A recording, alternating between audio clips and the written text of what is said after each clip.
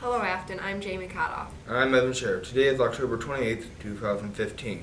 Hey Evan, what are your thoughts on the fall season? I'm glad you asked. I actually did a story on it. Well, let's see it. The leaves are starting to change color again here at Affton. In autumn, the leaves change color because the chlorophyll drains from the leaves, so they are no longer green. However, fall appeals to most people. I talked to other people to see what they love most about fall. Well, it's a pageant of the last glory of summer, like going out in a blaze with a splash of color, sort of summer's goodbye, and a last celebration before the bleakness of winter sets in. I love the vividness of it. Fall colors will reach their peak this weekend, and you do not want to miss it. This is Evan Scher with Cougar News, signing out. Great story, Evan. Jamie, you took the PSAT recently, right? That I did. How was it?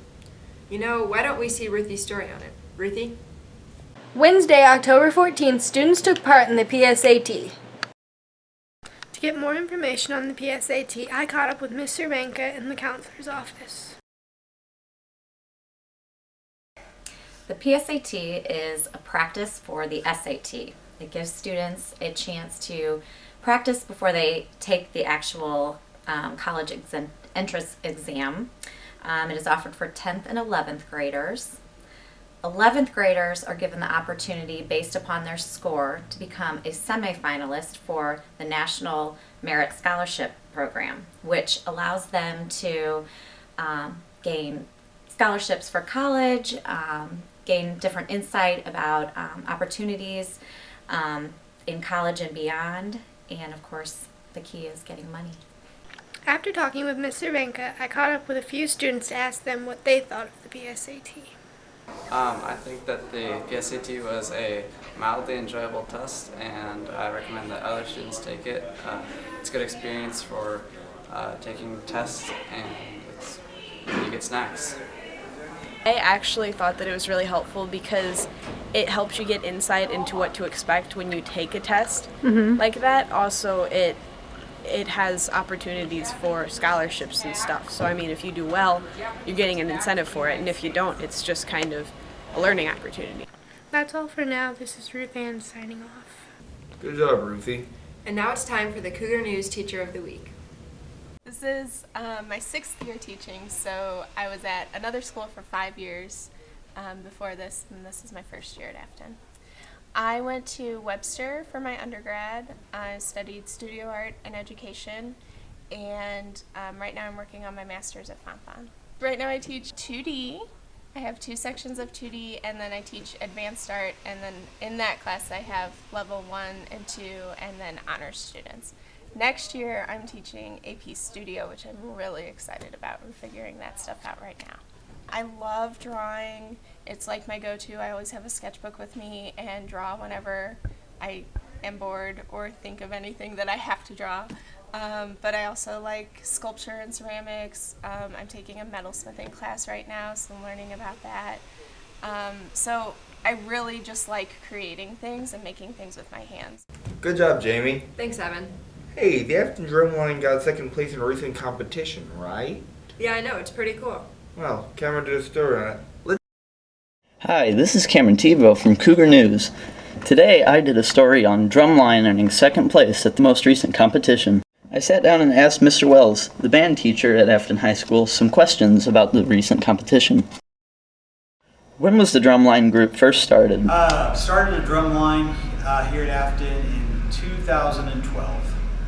How often does drumline practice? Drumline primarily meets 1 day a week on Wednesdays after school for about an hour and a half, hour and 15 minutes, just depending on everybody's schedules.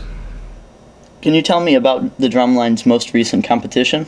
On October 10th, we went to Central Methodist University in Fayette, Missouri. There were 5 other drum lines in our class, and we came in second. Was really happy. I also got to ask Josh Krakus some questions about when did you join Drumline? Me and Matt both founded Drumline in our freshman year. That was the first year that Drumline started back in 2012. How do you feel about your most recent competition? The CMU competition I thought we did really well on. We were missing a few people, but I'm looking forward to next year when we get more people. But overall, I was really happy with our performance. I am very, very proud and very pleased at what they accomplished in the limited time that we have to work together on our music. Great work, Cameron. I'm pretty tired. Why don't we go to a commercial break?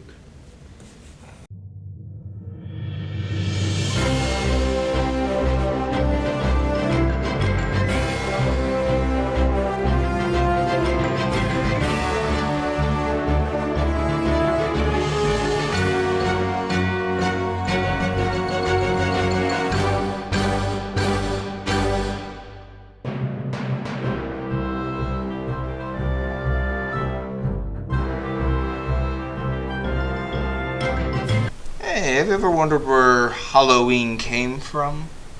Not really. I guess I've never really thought about it. Well, I recently covered a story on it. Well, let's see it.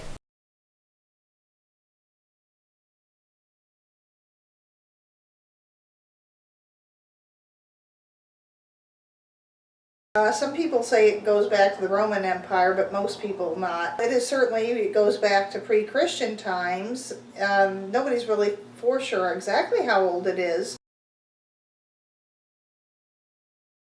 It was celebrated in a lot of European cultures. It was a harvest festival. It was the last of the harvest. That's when all the crops were in. And they also believed that it was the time when the veil between the worlds was thin and the spirits could cross over, come back for one night, and those that had died during the year were going to go pass through the veil and go into the other world. Many of the traditions started where people would set a plate for their loved ones they thought was there. They'd set food out. And then people started pretending that they were spirits and would go door to door trying to get food or candy. And later, much later, it evolved into, if you don't give us something, a goodie, some kind of money or something, then we're going to do something evil to you. We're going to vandalize your house or pull a bad trick on you. It wasn't like what we do around here where it's like, oh, well, we have to say a joke or do something to get them to give us candy. Are you dressing up for Halloween this year? I'm not sure yet, but I know what other people are going as. How so? Ruthie did a story on it. Oh, well, let's see it. Halloween is only 4 days away, so it's time to get those costumes together, Affton. I headed over to Mainier Primary to get a few ideas of what people are going to be. Rock star. You're being a rock star? Yeah. I'm gonna be Darth Vader. You're going to be what? Darth Vader. And I'm gonna be Spider-Man for Halloween. Angel. An angel? My name is Cole, and I'm gonna be Darth Vader. My name's Aaron, and I'm gonna be a Power Ranger. My name is Haley, and I'm gonna be Olaf. Those are some great costumes, guys. As for me, I'm being the Joker with a little help of a purple suit and green hairspray I bought from Savers.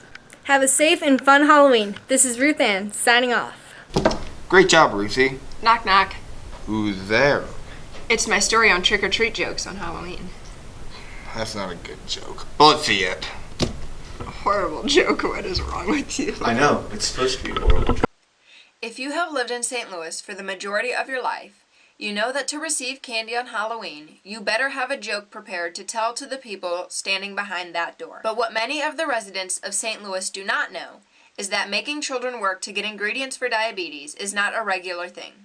In fact, it is really only a tradition in St. Louis and its origin city, Des Moines, Iowa. In Des Moines, the city initiated a new way of fun for Halloween in an attempt to curb hooliganism. It worked. and so St. Louis seemingly caught on, but the tradition has remained contained. Here are some awesome jokes to tell in your super special city this Saturday night.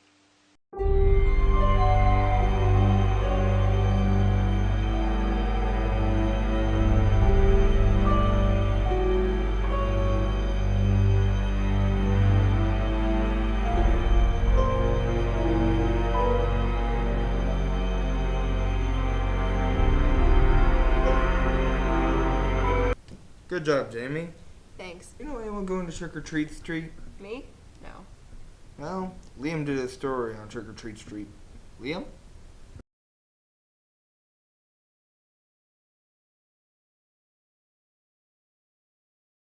Trick or Treat Street is a fun opportunity for Affton High School to open up its doors to the community. It's going to be this Wednesday here at the high school. The Student Council runs it. They're the ones that kind of sponsor the event.